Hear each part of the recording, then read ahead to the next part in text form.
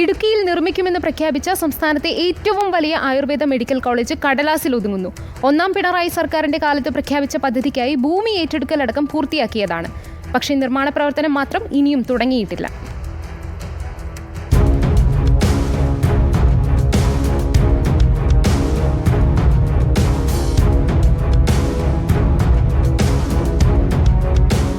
Master plan തയ്യാറാണ്. 400 കോടി രൂപയുടെ പദ്ധതി.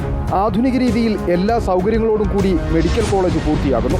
വാപ്കോസിനായിരുന്നു നിർമ്മാണ ചുമതല. തസ്തികകൾ സൃഷ്ടിക്കണം, ജീവനക്കാരെ നിയമിക്കണം, എല്ലാം പ്ലാൻ ചെയ്തു. 2018 അന്നത്തെ ആരോഗ്യവകുപ്പ് മന്ത്രി കെ ശൈലജ ഉടുമ്പൻചോലയിലെത്തി തറക്കല്ലിട്ട് മടങ്ങി. പിന്നാലെ 21 ഏക്കർ റവന്യൂ ഭൂമി ആരോഗ്യവകുപ്പിന് കൈമാറി. കഴിഞ്ഞു, പിന്നെ ഒന്നുമില്ല.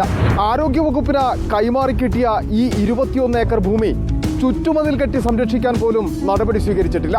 ഇവിടം ഇപ്പോൾ സാമൂഹിക വിരുദ്ധരുടെയും അനാശ്വാസ പ്രവർത്തകരുടെയും താവളമായി മാറി.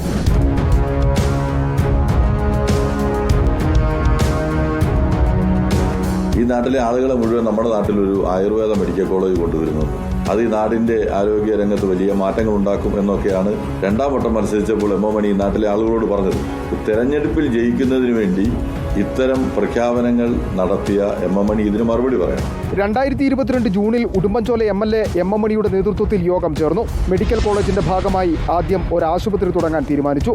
1 വർഷത്തിനുള്ളിൽ കെട്ടിടം പണിയും തുടങ്ങാം. പതുക്കെ പുതിയ കെട്ടിടത്തിലേക്ക് ആശുപത്രി മാറ്റാം. ആലോചനകളും തീരുമാനങ്ങളും എല്ലാം കൊള്ളാം. പക്ഷേ എല്ലാം കടലാസിൽ മാത്രം ഒതുങ്ങി.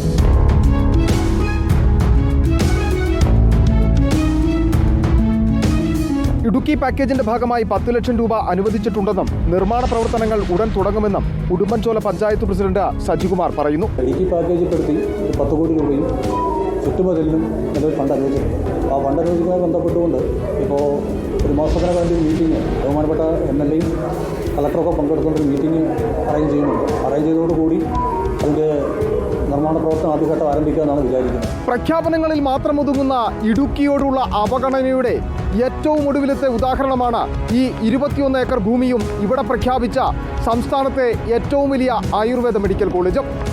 വീഡിയോ ജേർണലിസ്റ്റ് സന്തോഷ് ശേഖവർക്കൊപ്പം reporter Sandeep Rajakkad, in reporter, Idukki.